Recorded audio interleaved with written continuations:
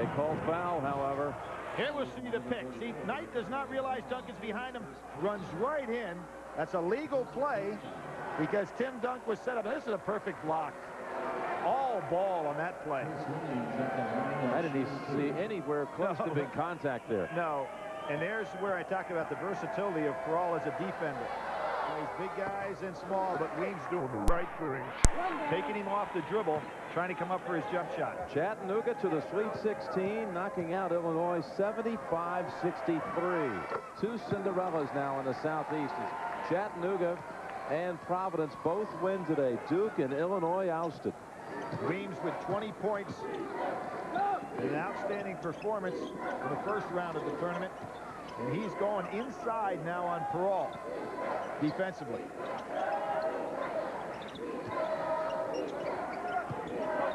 Duncan now is going to challenge Young on that possession. Well, a little double down by Weems. Peral has to move. Duncan spin move taken away. Brother Knight 3-on-2. Knight pull up. Oh, he got fouled from behind. Sean Allen pushed him from behind. No question about that foul. That was dangerous. Billy, your thoughts on Tennessee Chattanooga winning today? That was one, Jim, I'll be honest with you, even as a long shot, I didn't think that they could come up with a win. The way that Lon Kruger's club played in the Big Ten this year, a club that plays solid defense, doesn't make a lot of mistakes. They're ousted, and Big Ten gets hurt there. Only one Big Ten team remains in the tournament, and that's Minnesota. Minnesota and Temple will be playing shortly. And you know, the Big Ten has not gotten past this first weekend the last 2 years. So a lot of pressure on the Golden Gophers, the 1 seed in the Midwest, to stay alive today against Temple. And the Big Ten overall, 4 wins, 5 losses. Duncan with coming back to the right. Allen, no one there. Good defense by Sauer. Said the ball was tipped.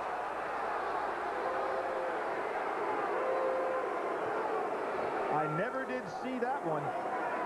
That ball looked like it went right out of bounds, and nobody had a better look at it than Mike Montgomery. He almost caught the pass. Boy, Young is really bodying Duncan inside, trying to use his upper body strength to gain control. Rutland, there was still... Mobile, E-Trade, Nike. Over Peral. Referee a little shaky in this ball game, Jim. Boy, it looked like a good move. Sure did. So they take the basket away. Laswell backing in on Lee. Not going by him, though. Boy, look at the banging in there by Young. He's going to get in foul trouble. He keeps that up.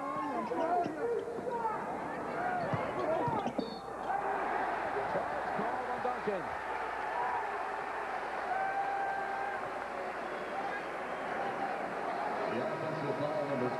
Well, we're about to have our first break of the action here at Tucson. Tim Duncan just called for a charge. Stanford leading 4-2. Stanford the 6th seed, Wake Forest the 3rd seed here in the West bracket. We'll be back to Tucson in just a moment. Stanford leading 4-2. Wake Forest making only one of its first 6 shots from the field. Jim Nance with Billy Packer here in Tucson, and you haven't seen a lot of close games out here in Tucson, but no, we haven't, Jim. This one you think might be, huh? It might be, and one of the things that I'd like to see in this game is for the officials to get into sync a little bit. We've seen some calls that have gone kind of crazy both ways. Example, how is that not a foul?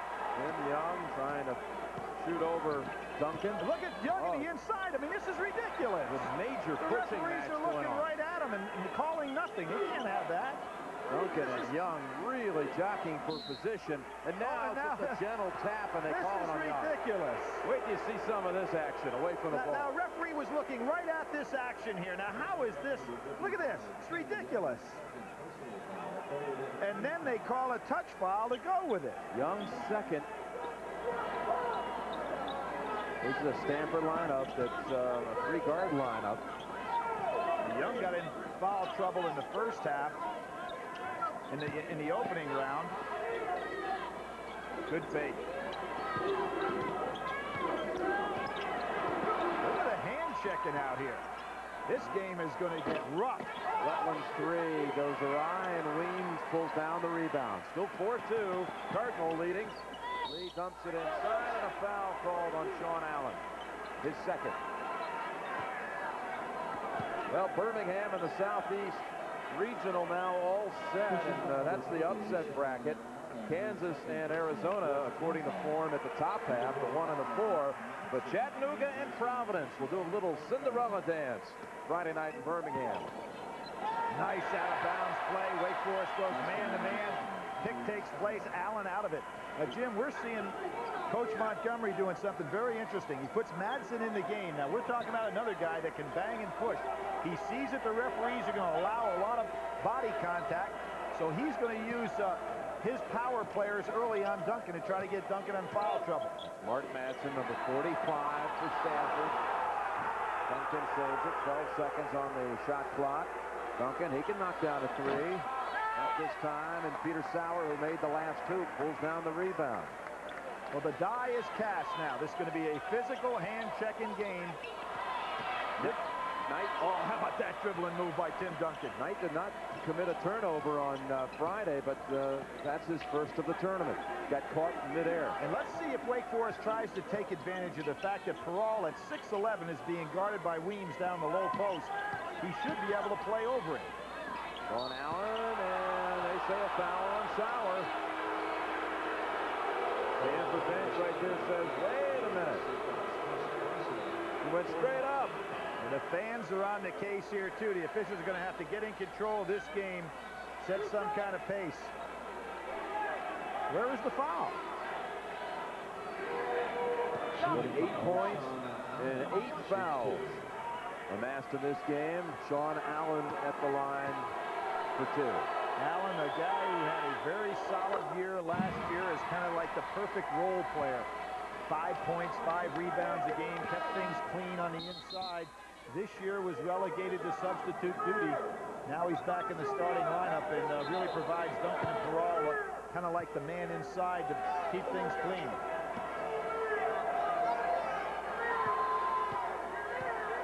'23-year-old Sean Allen, only the second junior college player to play for Dave Odom at Wake Forest.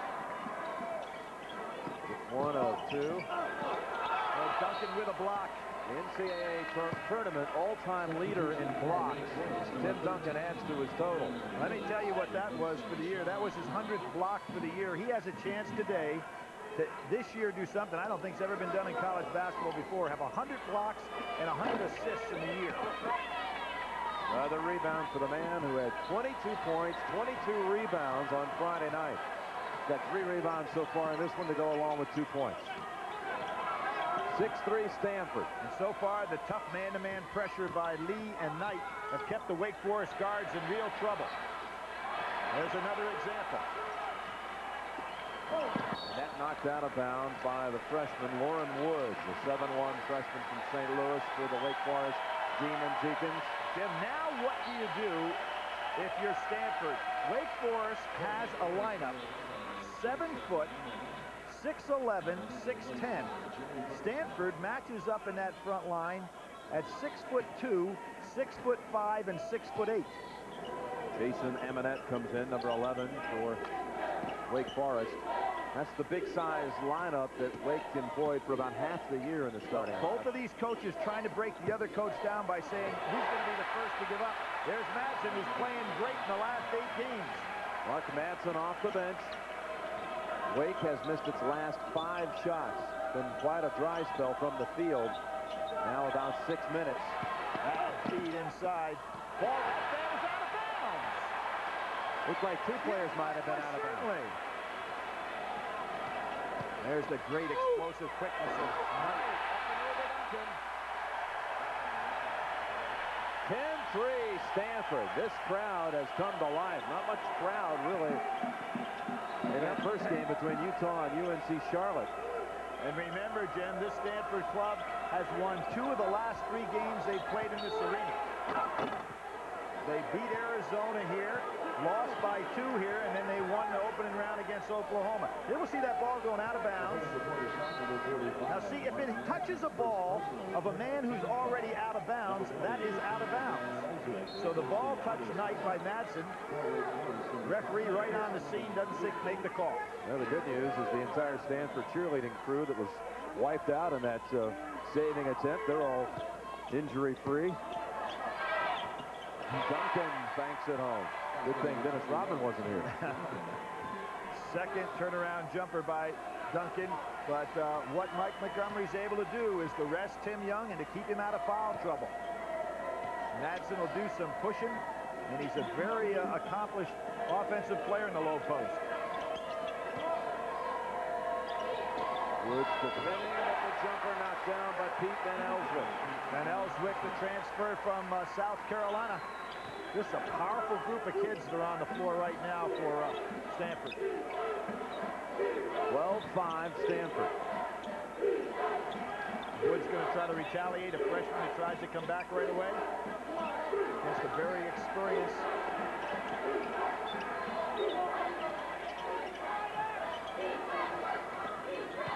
Under 10 on the shot clock. Shot clock still going now. Stanford takes it away. Van Elswick over to Ween. That steal breaks Knight's own single-season record. Lee gets it to go. Arthur Lee. And a 9-point lead and a 20-second timeout by Wake. Terrific job by Stanford.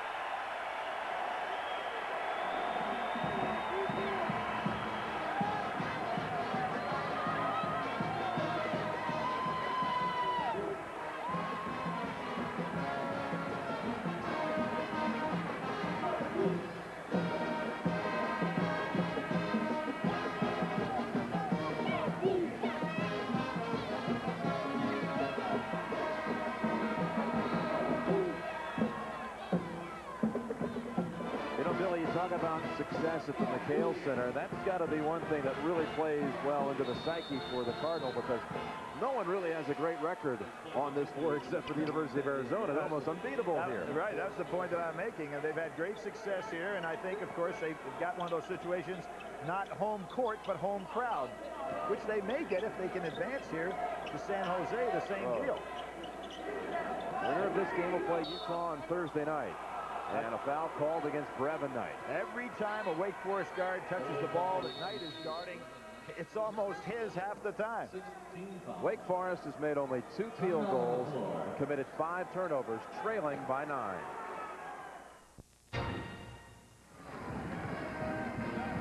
Stanford playing Wake Forest pretty well right now, leading 19-7. Pat O'Brien and Clark Kellogg in our New York studios. Let's take you around the tournament, show you what's going on down in Kansas City.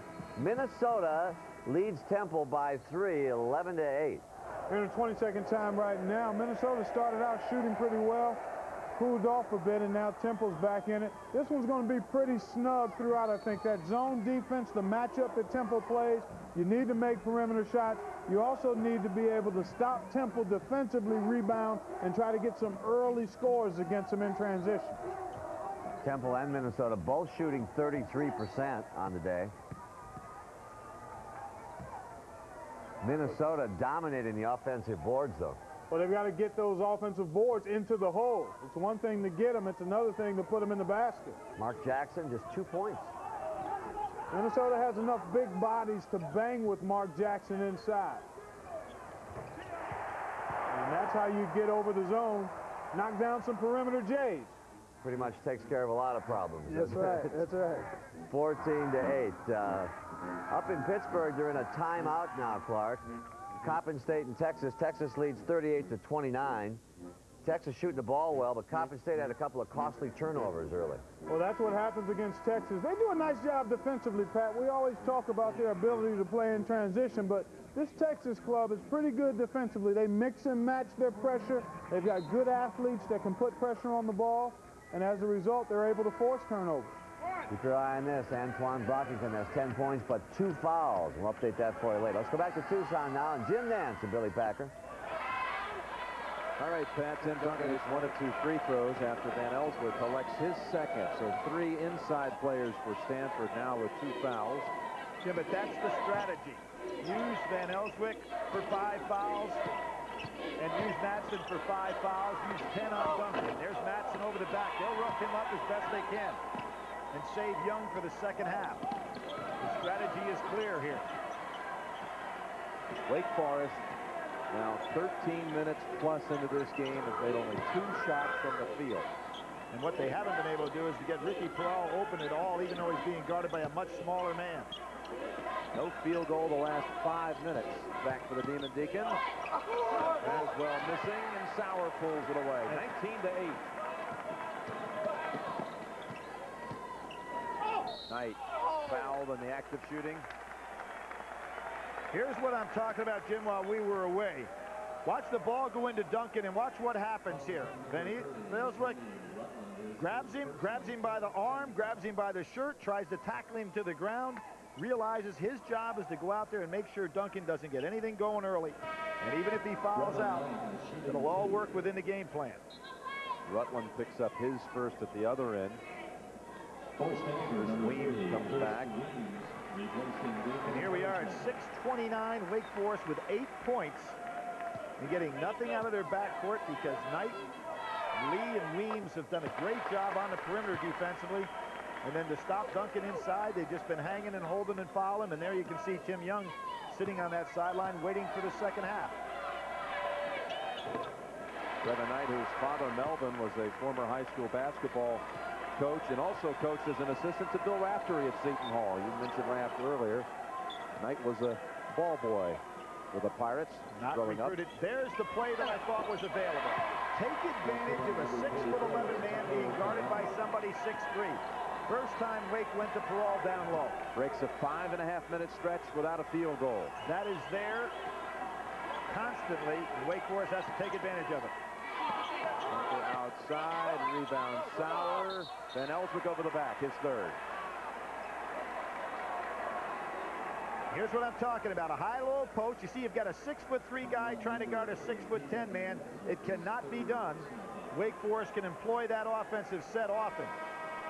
And it took them, Jim, 15 minutes of the first half to go to it. And look at Mike Montgomery comes in with fouler number 4. Yeah, Mark Seaton is fouler number 4. 44 is the number. Well, I said 15 fouls. Now he goes to 20 fouls he's willing to commit on Duncan.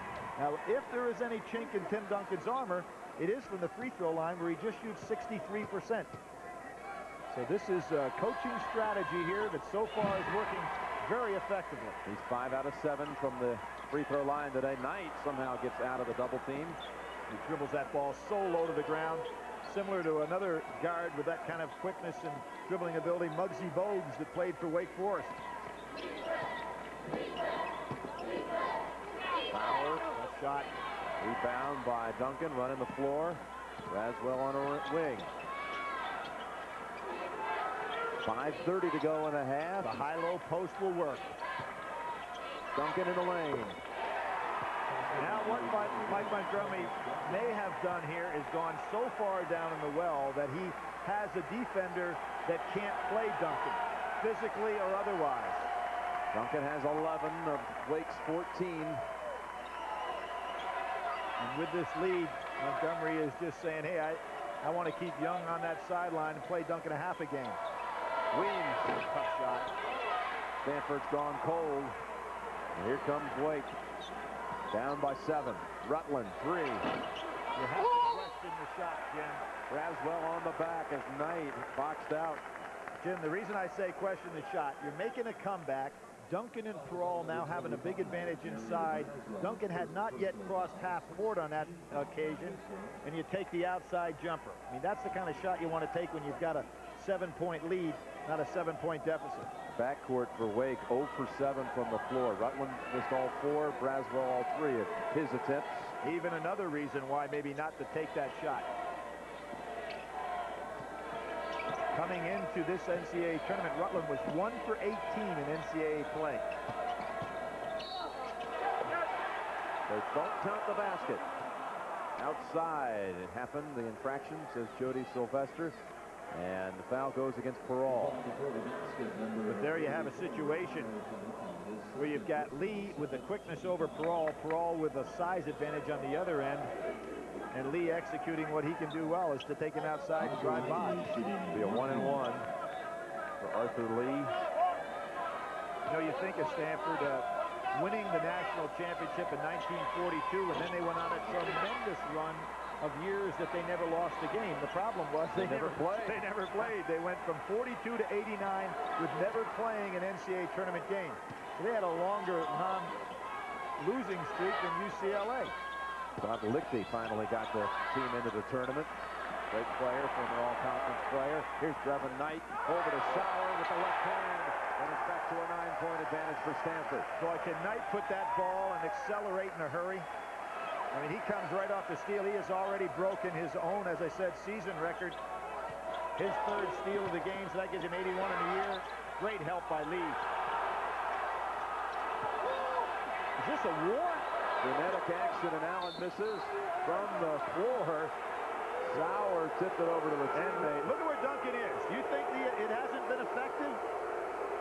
He has been beat, pounded, and 4 different men have guarded him today, all with the assignment, 3 of them with the assignment. Go out there and don't worry about fouling. Foul on Mark Seaton. Here's the assist. Knight looks straight ahead, makes sure he doesn't draw the charge. Great offensive maneuver. This was on number 44 of Stanford, and the crowd doesn't like the call. Well, he pushes. Yeah, right in the back there. Rather obvious. No question about that one. No. But you know what will happen? Tim Duncan has faced a lot of tough individual assignments, a lot of double downs. We remember last year when they were eliminated by Kentucky, the tremendous doubling down defense by Rick Pitino. But he hasn't taken the physical punishment by these kind of athletes, not that I can remember in his career. Maybe when he went up against Hakeem Olajuwon, David Robinson, and Shaquille O'Neal. He has 12 of the 15, but the Cardinal leads by 8. Billy, let's look at the game summary. The game that Stanford leads 23 to 15. Wake only 25% from the field. You look at Duncan's numbers, 12 points, 10 rebounds. The rest of the Stanford team has 3 points and 1 rebound. The rest of the Wake team.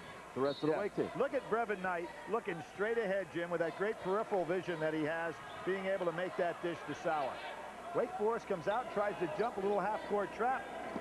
Taking a chance with a guy like Knight out there to trap him because he can beat that initial defender. So far, Mike Montgomery's strategy has been to use fouls on Duncan, and so far his 4 centers have had 9 fouls that they've committed trying to stop Tim Duncan, and he still has 12 points. 3:15 to go in the half.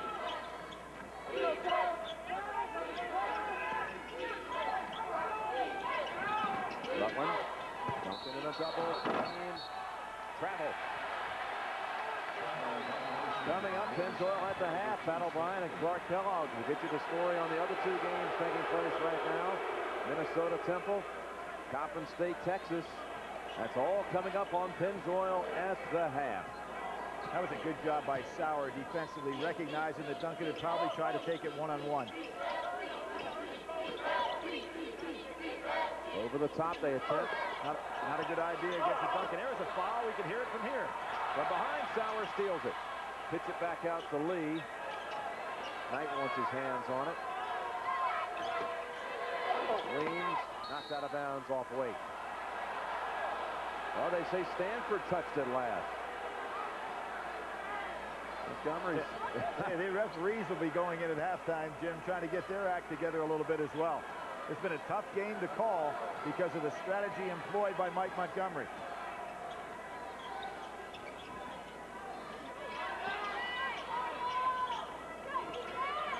Duncan wanting to be patient to get position inside. Barol in the corner. Big shot for Wake Forest to get somebody other than Tim Duncan providing some offense. Mike Montgomery showing a lot of guts over here, Jim, sticking with his strategy, realizing he doesn't have a lot of firepower out on the inside of his game right now. Banks it home. Did he call it? That's the hardest bank shot to make. I said 20 big points in the game against Oklahoma. 1:40 in the half. Barol driving on Sauer and an offensive foul. Peralt's third. Here we see Weems going in the air. He has Rutland up there. I don't know if he called bank, but it went in there perfectly. Probably should have been a foul on the play as well. Peralt with number 3. 3 fouls, and Woods on the sideline to come in for him. It's a dangerous time to have 4 fouls on an experienced player. He's got to be very careful. Knight wildly trying to bank it home, lead follow, and Duncan with his 11th rebound. Wake 5 field goals, 10 turnovers, final minute of the half. A dreadful half for the number 3 seed in the West. Well, I think you give a lot of credit to Stanford on that, Jim. I think they played great defense and have had great strategy. Duncan follow-up for 2. And Seton, as I said, the 4th center in the game, really not capable of staying with Tim Duncan. Mike Montgomery hoping he can get through these next 40 seconds with the lead and have his strategy work to perfection. Sauer three-pointer. Rattles out. Seton tried to save it. Wake Forest ball. Duncan with the sure hand. So I'd be careful if I'm Rutland and have a guy like Knight behind me, because he's incredible at stealing that ball. Number 2 all-time behind Gary Payton in the Pac-10. You don't want to challenge this guy with a dribble. 10 seconds and a half. Rutland around the screen, puts up the shot. Ball tipped. They may have picked up the score. I said that is a dangerous thing to have an experienced player in the game with 3 fouls. They could never get, there was no whistle. They never had it. 10 seconds and a half.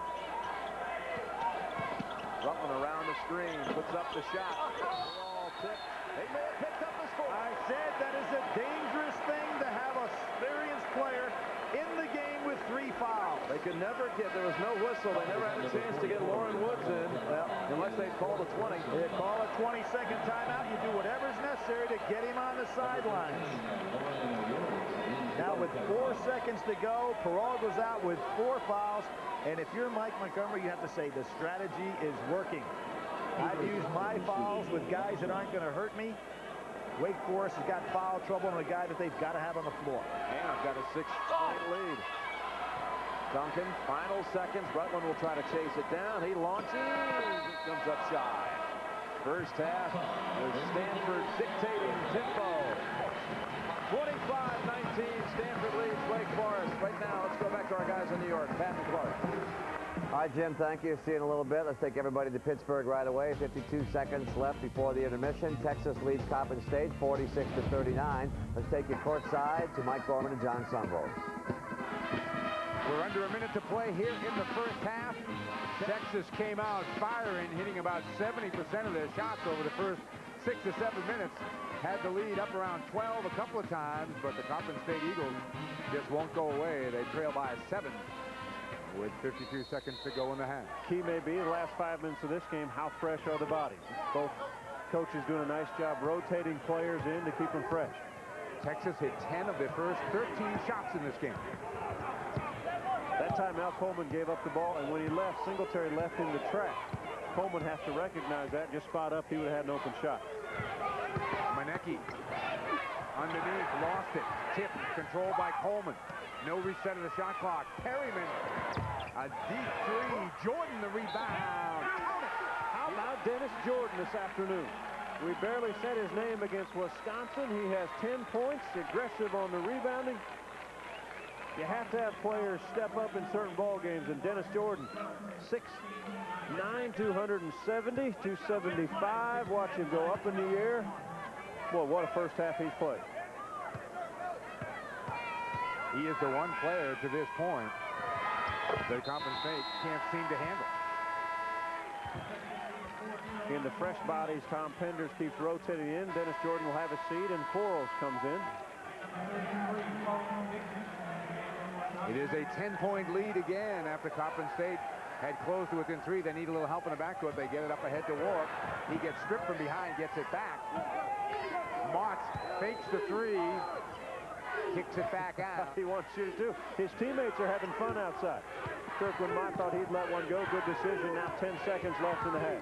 Singletary pulls up. No rebound. loose out of bounds. Is it saved? No, it's not. It'll come back to Texas with 4.7 on the clock. That's time for a shot or two in this game. Yeah, it might be a couple shots. You have Coleman, who is the quickest at bringing the ball up the floor for Tom Penders. Perryman will spot up. Clark will spot up. Perryman. Picked off by Mott. Did he get it off? No. Says the official. Good call. It was. Crowd doesn't like it. No, they do not. What a half of basketball. With the score, Texas 49 and Coppin State 39. Pat O'Brien and Clark Kellogg will be along with Pennzoil at the half. That's all coming up right after this message. And coming up on Pennzoil at the half, all the tournament news for you after this message and a word from your local station. Final 6 teams looking for Sweet 16, like the 60-minute stopwatch. The first weekend of the tournament winding down.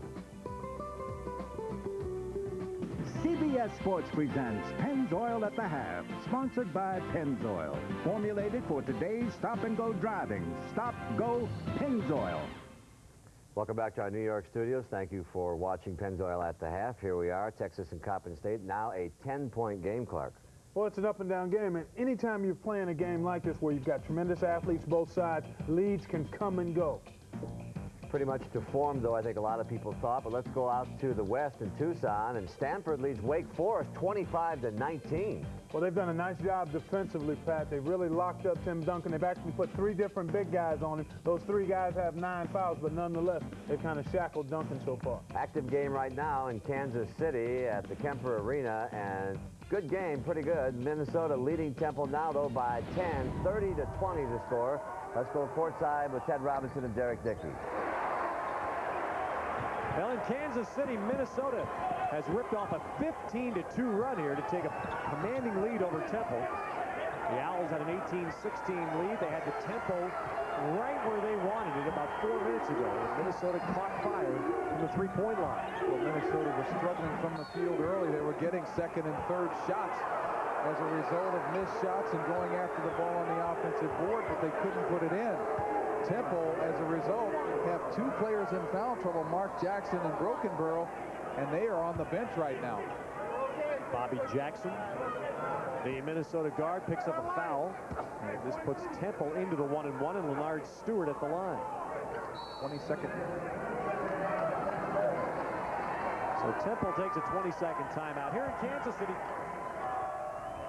All right, let's tell everybody what's going to go on next week. As you see the score there, 25-19. Our regional semifinal coverage begins on Thursday night in prime time, where we'll have Iowa State and UCLA. You like that matchup? It'll be a game of pace. UCLA likes to play transition. Iowa State will milk the clock a little bit. The winner of Minnesota Temple will take on Clemson, and out in the west, St. Joe's against Kentucky. Up and down, up and down. St. Joseph's a lot like South Carolina, who beat Kentucky twice this year. Strong perimeter game. And then the winner of Stanford and Wake Forest will take on Utah. That's our regional semifinals beginning at 7:30 on Thursday. On Friday, you got Cal and North Carolina. Nobody playing any better than North Carolina. Concerned, though, Vince Carter pulled the groin in the game Saturday. You wonder how healthy he'll be next week. Ian Smith up at 7:30, then Coppin State and Texas versus Louisville. And in the Southeast, Arizona and Kansas, and Chattanooga and Providence. Interesting matchup. Providence playing as well as anybody right now in the tournament. Physical team, great quickness and penetrating ability in the backcourt.